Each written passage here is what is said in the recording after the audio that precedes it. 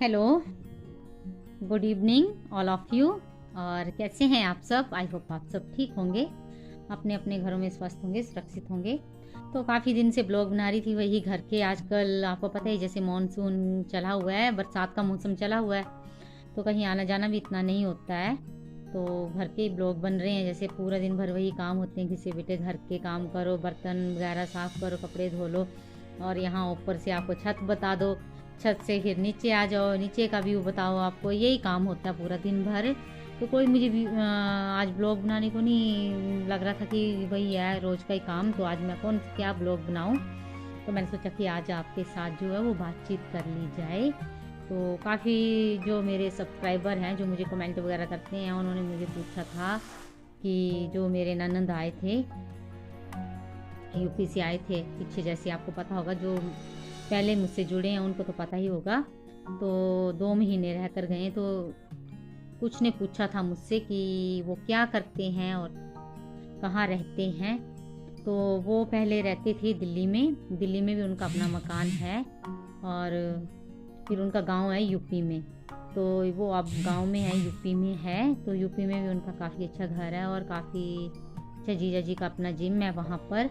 तो दिल्ली में थे जीजा जी, तो पहले उनका जो पार्टी वगैरह अरेंज करवाते हैं, तो बड़ी बड़ी पार्टी वगैरह अरेंज करवाते थे, वो था उनका। तो लॉकडाउन के कारण थोड़ा सा काम जो है वो थोड़ा सा बंद हो गया था, तो उसके बाद वो गांव चले गए थे। तो गांव में उन्होंने जिम वगैरह अपना जो है वो खोल लिया है, और जिम जो है वो काफ़ी अच्छा चला हुआ है। तो वो दीदी जो है वहाँ से दिल्ली से आए थे यहाँ पर, ननद है मेरे, तो साल के साल आते हैं वो। और उनके एक बड़ा बेटा और एक छोटा बेटा जो है, उसकी जो है वो डेथ हो चुकी है। 19 साल का लड़का था वो, तो 2-3 साल हो गए। और दीदी आप सब में से बोल भी रहे थे कि दीदी नहीं बोलते हैं, तो दीदी बोलते हैं वैसे, पर आपको उनकी जो है वो समझ नहीं आएगी, क्योंकि उनको ना बुखार थे, बहुत ज़्यादा बुखार थे, और बुखार के कारण जो है उनके जो जीभ में जो है वो पैरालाइज हो गया हुआ है। बुखार जो था वो सिर में चढ़ गया था दीदी को, और मतलब बेहोशी की हालत में थे। तो डॉक्टरों ने उनको बता दिया था, 48 घंटे का कुछ टाइम दिया था कि वो नहीं बच पाएंगे। तो हमने तो ये सोचा था कि कुछ भी हो, पर जान जो है वो बच जानी चाहिए।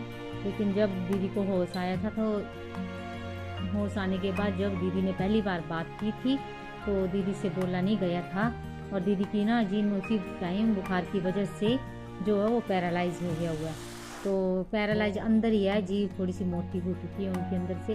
वो बोलते हैं मुझे समझ आ जाती है, बाकियों को भी कईयों को समझ आ जाती है, लेकिन कोई और है वो समझ नहीं पाते हैं अच्छी तरह से।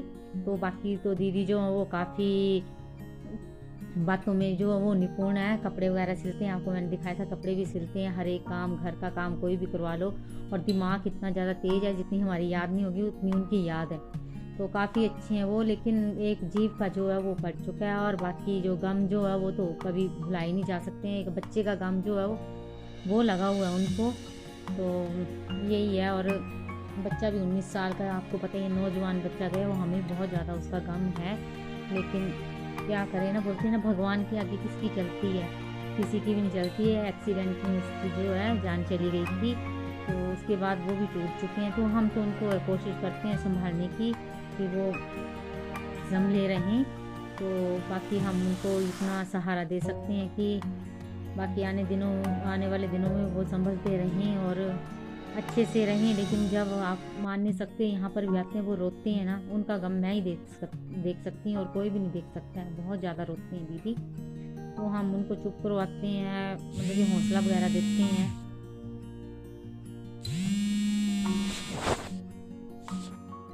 तो बड़ा लड़का जो है वो उनका वो बाहर पढ़ाई कर रहा है, वो नीदरलैंड में, आउट ऑफ कंट्री है वो। तो दीदी रखते हैं घर पर अकेले अकेले, जेठानी की लड़की है वो होती है उनके साथ, और वैसे कभी कभी अकेले भी होते। तो देखो आप, यूपी से लेकर हिमाचल तक वो अकेले आ जाते हैं, हालांकि उनसे साफ नहीं बोला जाता है, फिर भी उनको इतनी हिम्मत है कि वो वहाँ से यहाँ अकेले आ जाते हैं और अकेले चले गए। तो हमने बोला कि छोड़ने के लिए कोई मिल नहीं रहा था, इनकी भी जो है वो ड्यूटी लगी हुई थी, और भैया का हाथ टूटा हुआ था, तो कोई छोड़ने के लिए नहीं मिल रहा था। तो दीदी ने, जीजा जी ने बोला जब अकेले जाते तो मतलब यहाँ से चले भी अकेले जाएंगे, तो फिर वो चले गए। क्योंकि जाना भी ज़रूरी था उनको। घर पे उनकी देवरानी जो है वो गिर गई थी, फिर उनकी जो मदर इन लॉ है उनको आना था दिल्ली, तो ऐसे ऐसे उनको जल्दी जाना पड़ा। अगर होते तो मैं आपके साथ थोड़ी बहुत उनकी बात करवाती कि वो कैसे बात करते हैं, और अच्छे हैं, बहुत अच्छे हैं, मेरे साथ अच्छे रहते हैं। ये नहीं कि अभी बेटे की डेथ हुई है या उसके बाद ही हम अच्छे रहने लगे। हम शुरू से ही, जब से मेरी शादी हुई है, हम एक बेस्ट फ्रेंड की तरह रही हैं दोनों, और काफ़ी अच्छा जो हम दोनों का बर्ताव है। उनके साथ ही मेरा बर्ताव नहीं, मेरी भाभी जो वो भी मेरे साथ अच्छी रहती है और मैं भी उसके साथ अच्छी रहती हूँ। तो ननद के साथ भी मेरा अच्छा रिश्ता है और मेरी भाभी के साथ भी जो है मेरा अच्छा रिश्ता है। तो बाकी रिश्तों में तो घर में जो होते हैं उनके साथ खटपट होती रहती थोड़ी बहुत, तो बन भी जाती है, तो उसकी तो कोई टेंशन नहीं है। घर पे सभी घर पे होते हैं, लड़ाई झगड़े भी सब कुछ होते हैं, और हस्बैंड और मेरी तो तेरी फाइटिंग होती है हर एक बात के लिए। तो कुछ ऐसी बातें वो भी बोल देते हैं, मैं भी बोल देती हूँ, तो दोनों का झगड़ा जो वो हो जाता है। और मदर इन लॉ के साथ भी थोड़ी बहुत हो ही जाती है। मदर इन लॉ बाहर सुन रहे होंगे तो जोर से नहीं बोल सकती मैं, वैसे ही बहस हो जाएगी फिर।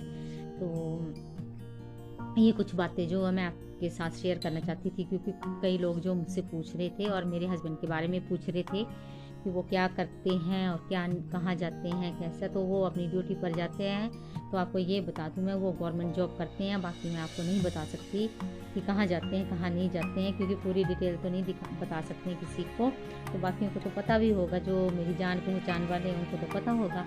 और बाकी पूछ रहे थे कि मेरे तो आपको पता ही है 2 बच्चे हैं, एक छोटी बेटी है 6 साल उसको लगा हुआ है, और एक लड़का वो 11 साल का है। तो अपने अपने स्कूल जाते हैं और लाइट आ जा रही है।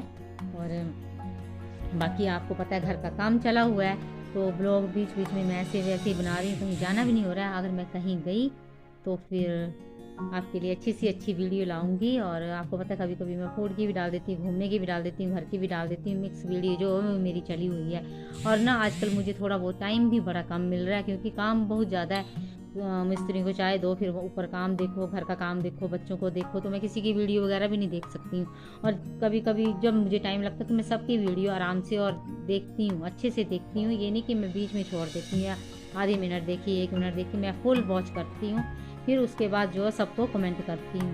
तो कई लोग तो ऐसे करते हैं 2-3 दिन मैं वीडियो में नहीं आई तो वो मुझे अन करके चले जाते हैं। तो यार ये भी कोई अच्छी बात नहीं है। मैं तो किसी को अन नहीं करती हूँ, क्योंकि मैंने जिसको सब्सक्राइब किया हुआ तो मैं उसको सब रखती हूँ, ताकि उसकी वीडियो देखूँ या ना देखूँ, लेकिन जब टाइम लगता है तो मैं देखती भी हूँ। तो चलो यही मैंने आपके साथ थोड़ी सी जो है वो बातचीत करनी थी। और आपको मेरी बातचीत कैसी लगी और कैसा लगा मेरा ये ब्लॉग छोटा सा बनाया मैंने आपके लिए, तो प्लीज़ मुझे कमेंट बॉक्स में ज़रूर बताना। और हाँ, मेरे ब्लॉग को प्लीज़ लाइक शेयर कमेंट और सब्सक्राइब प्लीज़ कर दिया करें, और प्लीज़ प्लीज़ प्लीज़ ऑन करके मत जाया करें, मैं आपसे रिक्वेस्ट करती हूँ।